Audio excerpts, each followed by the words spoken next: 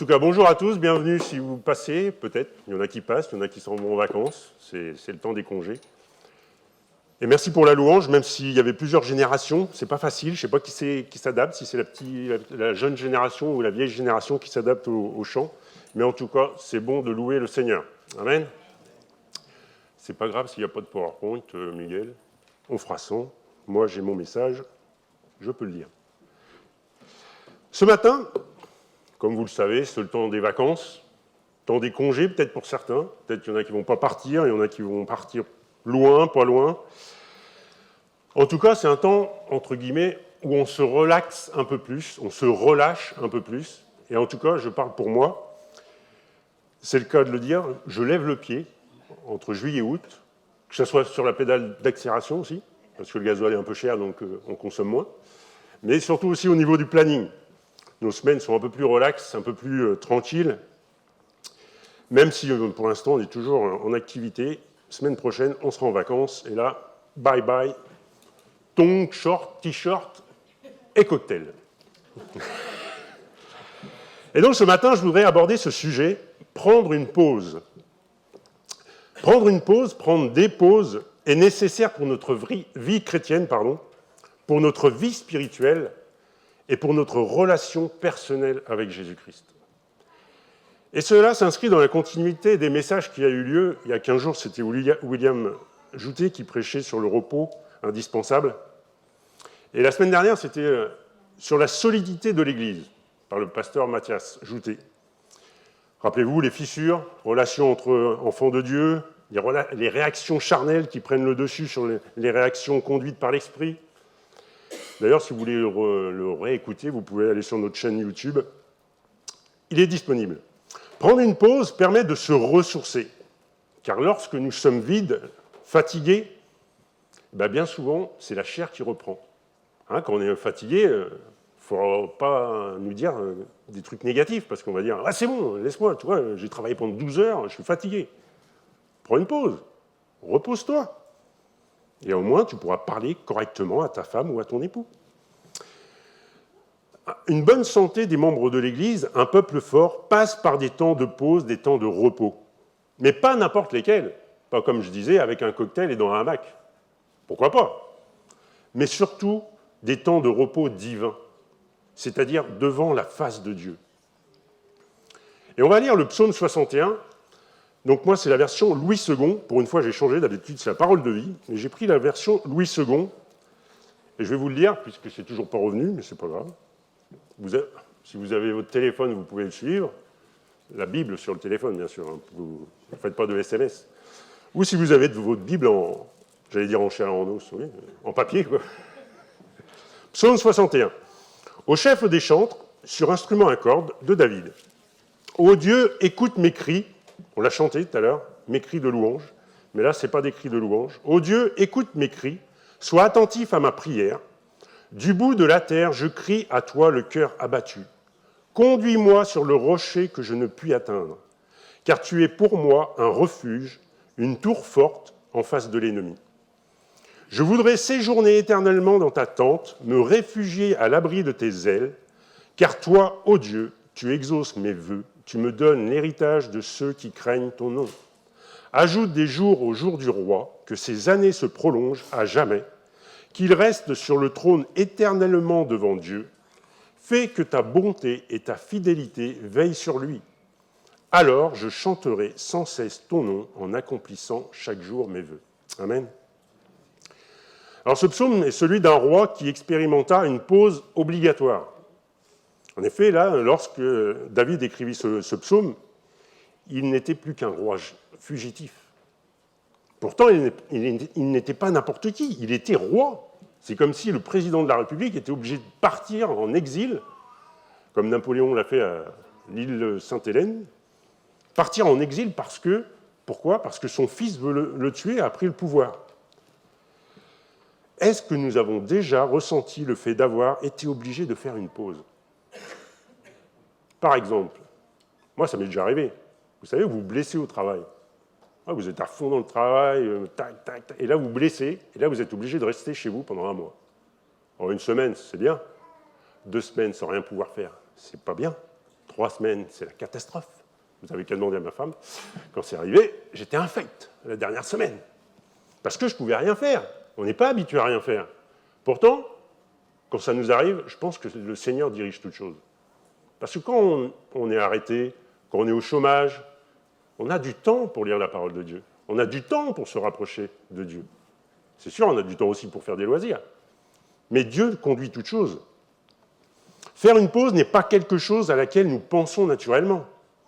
Nous sommes tellement sollicités, nos plannings sont surchargés. On en a encore parlé ce matin avec un frère. Le pauvre, il n'a même pas le temps de s'occuper de son fils. Non, c'est pas vrai. Mais il est surbooké. Il va à droite, à gauche, en Suède, en Italie, là-bas. Et des fois, on peut pas dire « nous n'avons pas que ça à faire ». Souvent, on dit « vas-y, prends une pause, pose-toi, réfléchis ». Mais tu crois que j'ai que ça à faire ? Regarde mon planning. Je suis surbooké, j'ai pas que ça à faire. Et pourtant, en tant qu'enfants de Dieu, nous devons nous rappeler ce passage dans Hébreux 4, versets 10 et 11. Version parole de vie. En effet, celui qui entre dans le repos de Dieu se repose, lui aussi de son travail, comme Dieu s'est reposé du sien. Rappelez-vous, il a pris une journée de repos après la création. C'est pourquoi cherchons de tout notre cœur à entrer dans ce repos. Ainsi, personne ne tombera en suivant le mauvais exemple de ceux qui n'ont pas obéi. Si on ne se repose pas, on va tomber. C'est marqué. Et en plus, on désobéit. Lorsque nous passons par des circonstances difficiles, ou lorsque le ciel nous tombe sur la tête, entre guillemets, nous avons tellement la tête dans le guidon que nous n'avons pas assez de recul pour nous rappeler que Dieu est là pour nous aider, que Dieu a la solution. Je me rappelle d'un patron qui disait ça. On avait plein de boulot et bien souvent, on arrive au boulot, vu le boulot qu'il y a, on fonce. Et souvent, il nous disait, hop, on prend 5 minutes, on se met autour d'une table et on organise. Parce que du boulot désorganisé, ça n'avance pas. Des fois, il avait le temps, il avait raison. Prendre 5 minutes, des fois, on peut faire plein de boulot. Mais 5 minutes, organisées derrière, vous les rattrapez largement. Et mon premier point, c'est une pause nécessaire et plein de sens. Et au travers de ce psaume 61, nous découvrons la réalité d'un homme, parce que ça peut nous arriver. Oui, il était roi, mais ça peut arriver n'importe qui. Cet homme n'a plus aucun seul espoir. Celui de trouver en Dieu le secours, c'est son espoir. La protection, le renouveau, le rafraîchissement. Il avait besoin de ça, David. Et le début du psaume est le cri d'un homme abattu, déprimé, presque au bout du rouleau. Je vous rappelle les paroles. « Ô Dieu, écoute mes cris, sois attentif à mes prières. Du bout de la terre, je crie à toi, le cœur abattu. Conduis-moi sur le rocher que je ne puis atteindre. » C'est-à-dire, il ne peut plus atteindre le Seigneur, Dieu éternel. Face à l'épreuve, face aux circonstances dans nos vies, la seule solution est de nous tourner vers notre Dieu. La seule solution est de nous tourner vers notre Dieu. Et pour pouvoir nous tourner vers Dieu, il faut souvent et surtout avoir le courage de dire à nos plannings, à nos activités, stop, je prends 5 minutes. Vous êtes en train de vous reposer, et là votre voisin, j'ai une poutre à monter, tu peux venir m'aider ? Stop, je me repose. Bon, après, vous me proposez 10 minutes, allez lui donner un coup de main. Quoi. Avec un peu de chance, il vous servira un petit bière. Ah oui, bien fraîche. Et c'est ce que va faire David, avec ce petit mot qui pourrait passer inaperçu, mais qui est bien présent au milieu de ce psaume, c'est le mot « pause ». Alors, je ne sais pas si vous l'avez vu, non, vous ne l'avez peut-être pas vu d'ailleurs, mais si, c'est marqué. Pause, c'était marqué « pause », je ne l'ai pas dit, je ne l'ai pas fait d'ailleurs. Et la pause utilisée en musique signifie un silence musical. Alors j'ai été chercher sur Google, je ne suis pas musicien du tout, pas pour un rond. Il y en a, tu n'es pas obligé de dire que ça c'est sûr, mais musique... Ainsi, lorsqu'un musicien lit une pause dans une partition, il sait qu'il doit s'arrêter de jouer pendant un certain temps, et bien sûr, ce laps de temps est très court. Et la pause sur une partition, 2 secondes, je vais baisser un peu parce que ça m'énerve un peu. Je fais une pause, voilà. Une pause technique. Voilà, c'est mieux. Vous entendez toujours ? François ? À moitié sourd, hein, ça va ? Donc voilà, après la pause. Et donc la pause sur une partition va permettre, par ce silence qu'elle génère, d'accentuer, d'intensifier un certain passage musical. Et oui, il est nécessaire, sur la partition de notre vie, que nous puissions avoir des pauses divines, des face-à-face avec notre Seigneur. Peut-être avons-nous expérimenté des pauses obligatoires dans notre vie, comme je vous l'ai dit tout à l'heure. Mais pourquoi? Et comme je vous l'ai dit, Dieu permet des pauses obligatoires. Dieu vous oblige des pauses obligatoires. Bienvenue Philippe et Nadine. On ne les a pas vus. Et donc, il faut être sage pour prendre des pauses. Il faut être courageux pour dire stop. Il faut que je me pose un instant, il faut que je me ressource, il faut que je demande conseil à Dieu. Des fois, on prend tellement de décisions sans consulter Dieu. Et qu'est-ce qui arrive? C'est marqué dans la parole de Dieu. On tombe, on se prend un mur, on se prend une baffe, et ça fait mal, et on n'aime pas. Et pourtant, ce n'est pas la faute de Dieu. C'est nous qui avons décidé que. C'est vrai que ces temps de pause peuvent être difficiles à prendre, difficiles à reconnaître que nous en avons besoin. Pourtant, si nous voulons plaire à Dieu, si nous voulons être dans le plan que Dieu a pour notre vie, ces temps divins sont obligatoires. Obligatoires, ce n'est pas une option, obligatoire. Bien sûr, et je parle en connaissance de cause, ce n'est pas facile de nous poser. Qui est prêt à s'arrêter d'agir? Qui est prêt à s'arrêter de jouer en pleine partition? Qui est prêt à s'arrêter au beau milieu de sa vie? Tout cool, impeccable, ma vie est superbe, j'ai le bonheur. Mais de temps en temps, il faut s'arrêter et écouter Dieu. Écouter ce que Dieu veut nous dire. Pour un enfant de Dieu, s'arrêter devrait être facile parce que nous devons écouter la voix de Dieu. La pause en musique peut permettre à donner du relief à la suite du morceau. N'avons-nous jamais ressenti le besoin de marquer une pause dans nos activités pour permettre aussi à notre vie chrétienne de prendre du relief, un relief divin, c'est-à-dire accomplir la mission de Dieu? J'ai pris un exemple, il me semble que je l'avais parlé. Une fois, je crois que c'était l'année dernière ou il y a 2 ans, avec ma fille, on s'était mis au fond de la cour. On a 2500 mètres carrés, donc on a de la place. Et on s'est dit, tiens, il est 23h, c'est les vacances, elle n'a pas besoin de se coucher à 18h30 comme les poules. Et on a dit, on va regarder les étoiles. Pour une fois, il n'y avait pas de nuages dans le ciel, comme en ce moment d'ailleurs. Cette semaine, on a regardé la superlune. Vous avez regardé la superlune? Mercredi, je crois, 13 juillet. C'est quoi la superlune? Elle est plus proche de nous, de quelques milliers de kilomètres. Et donc, on regardait les étoiles. Mais pour regarder les étoiles, il ne faut plus qu'il y ait de lumière autour de vous. Il faut que vous soyez concentrés sur les étoiles, parce que peut-être ma fille Harmonie, elle voyait peut-être l'étoile qui était à gauche, moi je voyais la grande ours, la petite ours, etc. Eh bien, les repos avec Dieu, c'est la même chose. C'est éteindre toutes les lumières, c'est éteindre le son du monde, c'est éteindre nos pensées, vous savez, le petit vélo qui démarre dans nos têtes, et se focaliser sur Dieu, se focaliser sur la voix de Dieu. Proverbe 1, verset 33. « Mais si quelqu'un m'écoute, cette personne sera en sécurité, elle vivra tranquille et n'aura pas peur du malheur. » Il y a toujours une condition. Si quelqu'un m'écoute, cette personne sera en sécurité, et elle vivra tranquille. Amen. Nous traversons régulièrement des moments difficiles. Nous évoluons dans des situations fatigantes, éprouvantes, qui diminuent chaque fois plus nos ressources spirituelles. Alors n'hésitons pas à prendre des temps de repos en Dieu. Dieu est notre refuge, Dieu est notre abri, Dieu est notre retraite. Vous savez, des situations fatigantes, des fois, c'est quand vous priez pour des gens, tous les jours. Mais à force de donner, le vase, au bout d'un moment, il est vide. Donc, il faut se laisser remplir. Et donc, justement, le deuxième point, voyons les raisons d'une pause. Alors, j'ai fait une comparaison, j'aime bien le sport, vous le savez. J'ai fait une comparaison de ces temps de pause avec les joueurs qui sont sortis en remplacement. Lorsqu'ils sont sortis sur le banc de touche. Alors, vous savez que dans certains sports, et je l'ai remarqué cette semaine, je n'avais jamais fait attention, il y a certains sports, les remplaçants, ils sortent, mais ils re-rentrent après. Rugby, le handball, le volley. Bon, il n'y a que le foot. Eux, ils sont payés tellement cher qu'ils sortent et après, il ne faut pas qu'ils se blessent. Mais ils peuvent re-rentrer après sur le terrain. Et qu'est-ce qu'il va avoir le joueur sur ce banc de touche, ou nous, pendant nos temps de pause?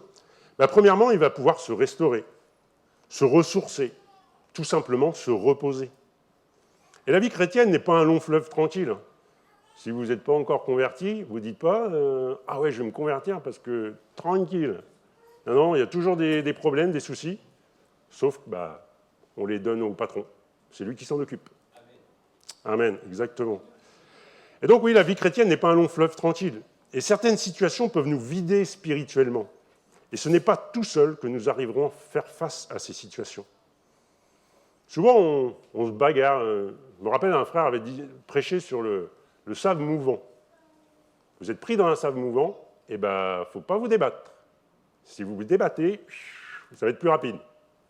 La vie chrétienne, des fois, c'est ça. On a des circonstances qui nous dépassent, et on se bat tout seul. Pop, pause, stop, lève les yeux. Dieu va te sortir de cette situation. Dieu va venir t'aider. Et donc, dans notre vie de tous les jours, nous avons besoin d'un aide pour nous guider, pour nous épauler. C'est le Saint-Esprit. Le Saint-Esprit doit être notre guide quotidien à chaque instant, chaque minute, chaque seconde. Pourquoi ? Pour éviter les réactions charnelles et avoir la bonne attitude. Des fois, dans ma voiture, quand il y a un bouchon ou qu'il y a une mémé qui n'avance pas, je ne suis pas sûr que j'ai le Saint-Esprit. Ma réaction est, vous savez, au milieu du volant. Ça s'appelle le klaxon. Jean 14, verset 26, version parole de vie. « Le Père enverra en mon nom l'Esprit Saint, celui qui doit vous aider. » C'est marqué dans la parole, celui qui doit vous aider. Et en plus, il vous enseignera tout et il vous rappellera tout ce que je vous ai dit. Ah oui, des fois, on a des mémoires de poisson rouge, on ne se rappelle plus de la parole de Dieu. Des fois, ça nous arrange. Et il est bon donc de prendre du temps régulièrement afin d'être rafraîchi dans le Saint-Esprit, renouvelé par le Saint-Esprit, rempli du Saint-Esprit. Plus de toi, Saint-Esprit, dans ma vie. Ensuite, pendant ces temps de repos sur le banc de touche, le joueur va pouvoir prendre du recul sur le match, se reconcentrer. Parfois, nous fonçons tête baissée. Vous savez, la petite expression dans le film « Pas si vite !» Vous connaissez tous ? Non, d'accord, ils n'ont pas la télé. Moi, j'habite dans le 27, j'ai la télé, alors, et même la fibre. Et oui, des fois, il y a une décision à prendre, sauf que vous avez oublié le patron. Et des fois, on prend des décisions et on oublie le patron. Et oui, parfois, nous fonçons tête baissée et cela nous empêche de voir correctement les choses, d'avoir une analyse juste de ce que nous vivons. Nous butons sur des impossibilités et nous nous épuisons, comme je vous l'ai dit tout à l'heure, souvent parce que nous manquons de recul. En revanche, lors d'une pause, nous allons pouvoir voir les problèmes et surtout pouvoir déposer ces problèmes au pied du trône de Dieu pour qu'il puisse s'en charger et s'en occuper. Et lui va s'en charger correctement. Parce que des fois, nous, on bidouille, on fait du bricolage. Psaume 119, verset 59. « J'ai réfléchi à ma conduite. » Déjà, si tu réfléchis, c'est que tu t'es posé. Parce que réfléchir en travaillant ou en regardant un match de foot, c'est pas facile. « J'ai réfléchi à ma conduite, je veux revenir à tes instructions. Je veux revenir à tes préceptes. Je veux revenir à ta parole. » Ensuite, sur le banc de touche, nous pouvons écouter les précieux conseils de notre entraîneur. Combien les conseils de Dieu sont précieux pour notre vie. Un temps de pause, c'est un moment qui va permettre une meilleure écoute de la voix de Dieu et qui va nous replacer dans l'intimité du Seigneur. Psaume 32, verset 8. « Je t'instruirai et te montrerai la voie que tu dois suivre. Je te conseillerai, j'aurai le regard sur toi. » Alors là, il y a deux choses. Je te conseillerai, donc il te conseille. Et après, j'aurai le regard sur toi. C'est-à-dire, il va regarder si tu suis son conseil. Si tu suis son conseil, la main de Dieu sera avec toi. Sinon, tu te débrouilles. C'est toi qui fais ton choix. Oui, nous sommes tellement pris par nos occupations légitimes. Je ne dis pas de démissionner, d'arrêter, je ne sais pas quoi, votre club de danse ou de je ne sais pas quoi. Non, non, c'est des activités légitimes. Mais des fois, entre guillemets, ça nous bouffe le temps. Et pourtant, on devrait avoir du temps pour Dieu. Oui, nous sommes pris par nos occupations qui qu'il nous arrive d'oublier de ce que nous avons lu le matin dans la parole de Dieu, ou d'oublier ce que nous avons entendu le dimanche matin ou le jeudi soir, ou peut-être oublier un conseil du pasteur, d'un ancien. Et pourtant, c'est ce qu'il y a de meilleur à entendre, un conseil divin. Ensuite, sur le banc de touche, on va pouvoir se soigner. Notre vie est une course, un combat, où il nous arrive d'être blessés. Pourquoi ? Déception, frustration, trahison. Et ces temps de pause doivent nous permettre de nous soigner, de nous retaper, entre guillemets, de reprendre courage, de reprendre la course divine, reprendre le bon combat avec l'aide de Dieu. Des fois, on est découragé peut-être par une personne. Lisez la parole de Dieu, priez, et Dieu va vous remettre du baume, va vous montrer que peut-être vous êtes trompé de personne, et c'est une autre personne qu'il faut voir, en sachant qu'il vaut mieux consulter Dieu que, des fois, notre entourage. Et avant de conclure, revenons à David. Dans ce psaume 61, est-ce que la pause a été profitable à David ? Ben oui, parce que juste après le mot « pause », dans ce psaume, David dira « Car toi, ô Dieu, tu exauces mes vœux, tu me donnes l'héritage de ceux qui craignent ton nom. Ajoute des jours aux jours du roi, que ses années se prolongent à jamais, qu'il reste sur le trône éternellement devant Dieu. Fais que ta bonté et ta fidélité veillent sur lui. » La pause fut pour David le sujet d'un véritable ressourcement, d'une profonde restauration. L'espoir va renaître en lui. Des fois, je l'ai lu dans cette semaine, des fois on prie, et ce qui nous manque, c'est l'espoir. L'espoir nous quitte, parce que ça fait 15 fois, ça fait 15 ans que je prie pour ça. Et si nous perdons l'espoir, nous perdons la foi. Dieu entend la prière. Quand il va l'exaucer, je ne sais pas. Pour revenir à mon arrière-grand-mère, elle a prié longtemps. Je crois que je me suis converti, elle était décédée, peut-être. Non, peut-être pas, elle était encore là. Tant mieux, elle m'a vu converti, mais elle a dû prier longtemps. Parce que chez les Berlins, on est tête de mule. On ne veut pas plier le genou, il faut. Mais elle a prié, elle a insisté. Je suis devant vous, je serais peut-être ailleurs, sinon peut-être mort. Et oui, on ne sait pas, des fois. Si vous priez depuis 10 ans pour un sujet, 15 ans, je vous rappelle, nous, on a prié pendant 16 ans pour avoir notre fille. On l'a eue, elle est là, on est contente. Ça dépend des jours. Je n'insisterai pas. Mais on a prié. Et vous avez prié. Beaucoup de frères et sœurs ici ont prié pour nous.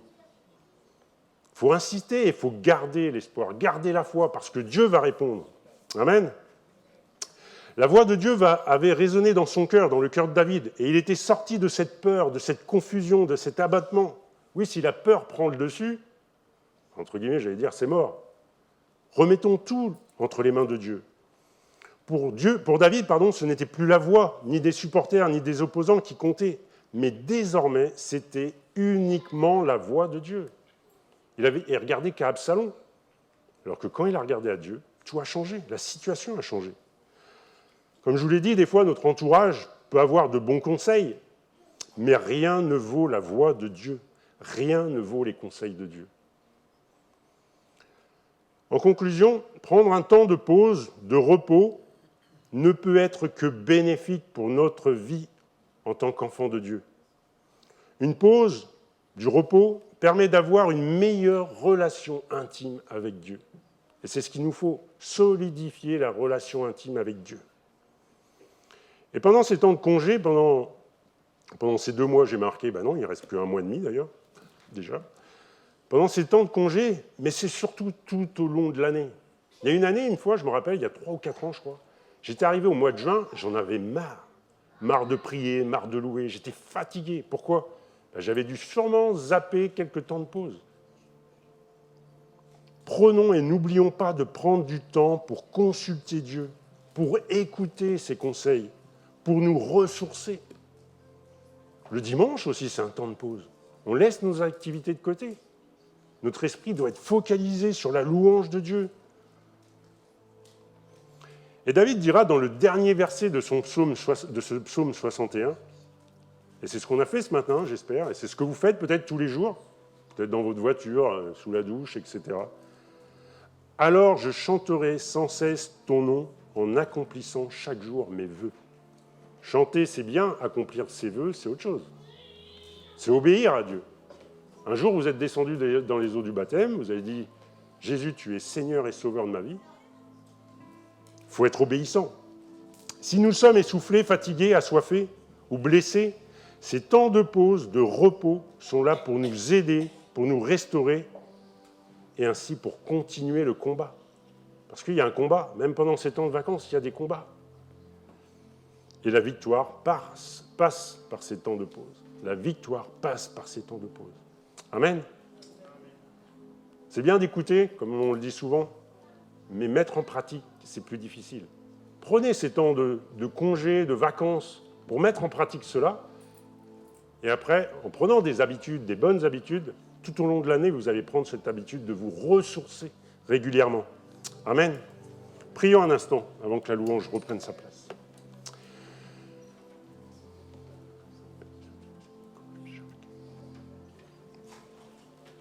Seigneur, merci Père encore pour ta parole, Seigneur.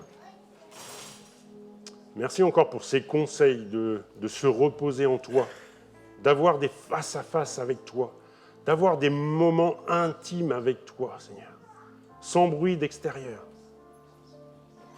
en laissant tous les soucis de côté, en laissant les soucis dans tes mains, parce que c'est toi qui s'en occuperas. C'est toi qui s'en occuperas le mieux. Merci, Père, encore, Seigneur, pour ta parole. Puisses-tu vraiment ancrer ta parole dans nos cœurs, ancrer ta parole aussi dans nos raisonnements, Seigneur, dans notre esprit. Et merci, Père, parce que tu es là chaque instant à nos côtés, Seigneur. Puisses-tu bénir chacun ici présent, chaque famille que nous représentons. Merci encore pour ces temps de repos, ces temps de congé. Puisses-tu bénir abondamment ton peuple, Seigneur, et que ton peuple puisse accomplir la mission que tu as pour eux. Que ton nom soit glorifié et béni. Amen.